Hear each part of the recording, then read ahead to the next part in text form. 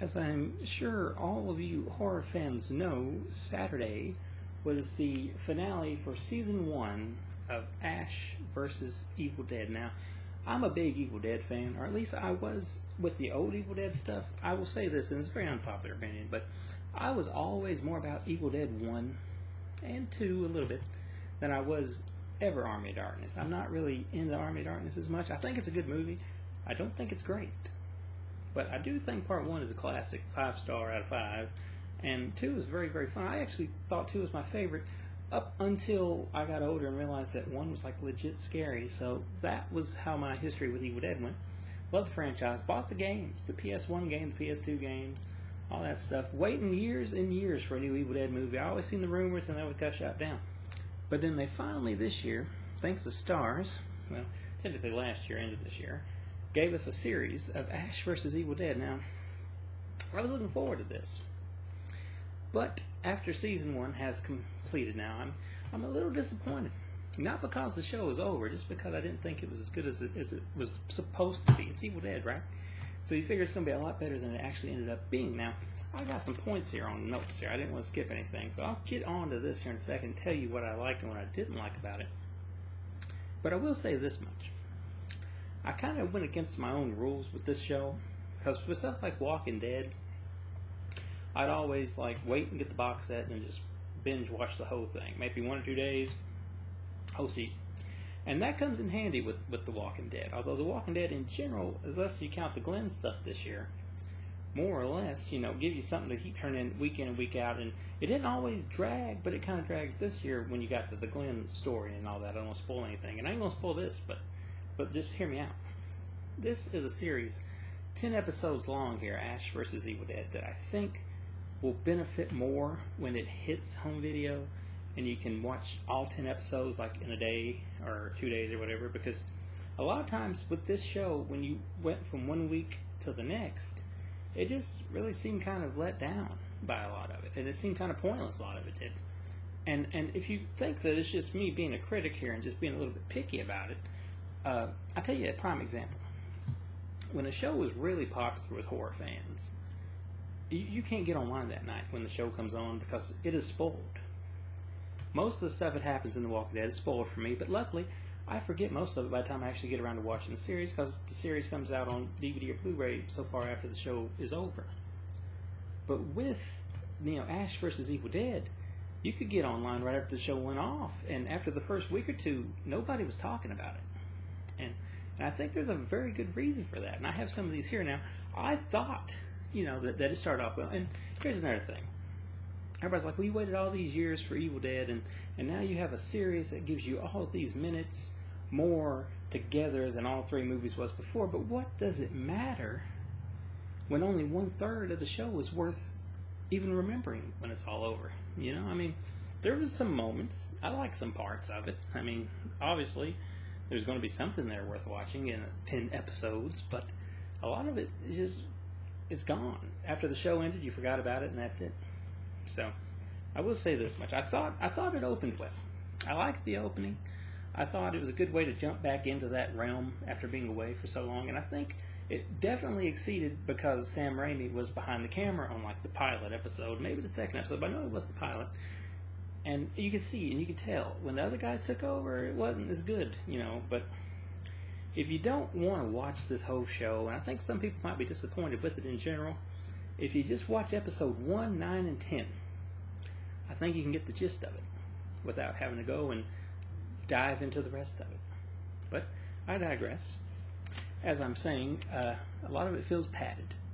It felt like a video game. You ever see the movies where people are like, well, this whole thing felt like a movie. You just have one obstacle after our video game. Felt like a video game. You have one obstacle, then another, and that's kind of like how this felt. It's like, well, let's pad it out because we've got 10 episodes we got to figure out here. So basically, we're waiting for him to get back to the cabin, but we're going to drag that to the last minute. So until we get to that cabin, let's just throw one thing after another at him, just to give him something to do for the next 7 or so episodes. So it's like, oh, well, this week, let's send him to the bookstore. Well, next week, let's go meet him at a diner where they have trouble at the diner. And let's kind of dab into some of these other characters' backstory a little bit.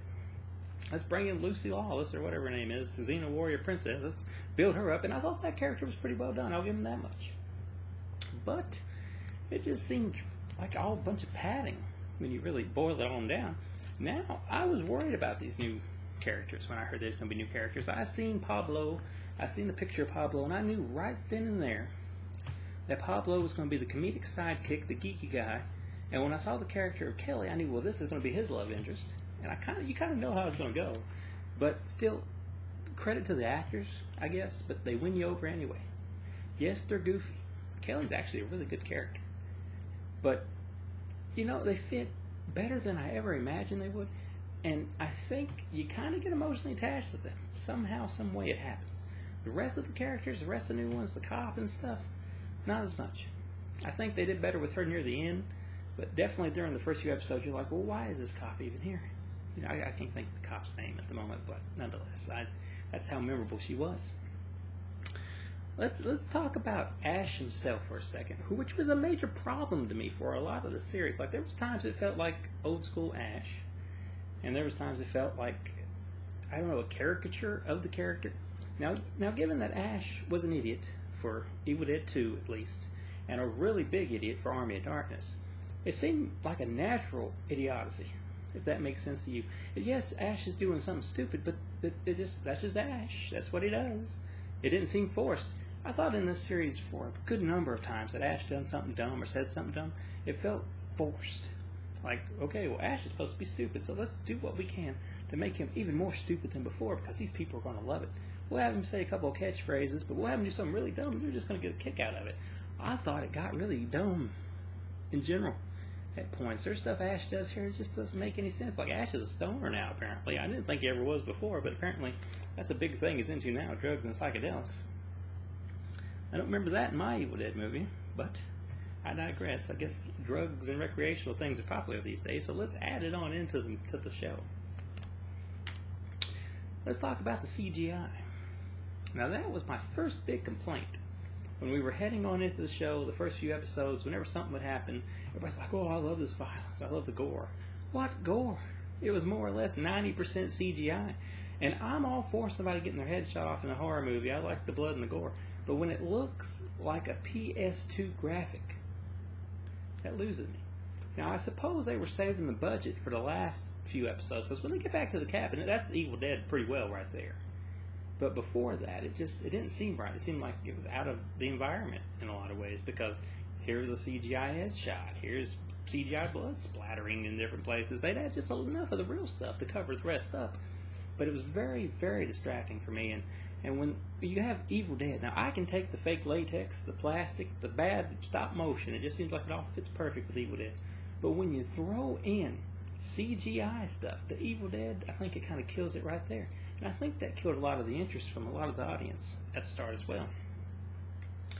And I'm not going to spoil how the whole season ends, because what would be the point? After all, you need to see it if you haven't seen it and give your own opinion on it. But I didn't like the finale very much, or at least not the last part of the finale. I liked everything up to like the last thing. The last thing that Ash does, which, even if Ash is an idiot, still seems a little out of character. Of course, you got to leave it open for season 2, and they are guaranteed a season 2. Apparently, we are getting season 2. So maybe in season 2 they'll fix all the bad stuff. I hope, because I don't think there's going to be a season 3 if they don't improve a lot over what we saw here. That's just my general opinion on it.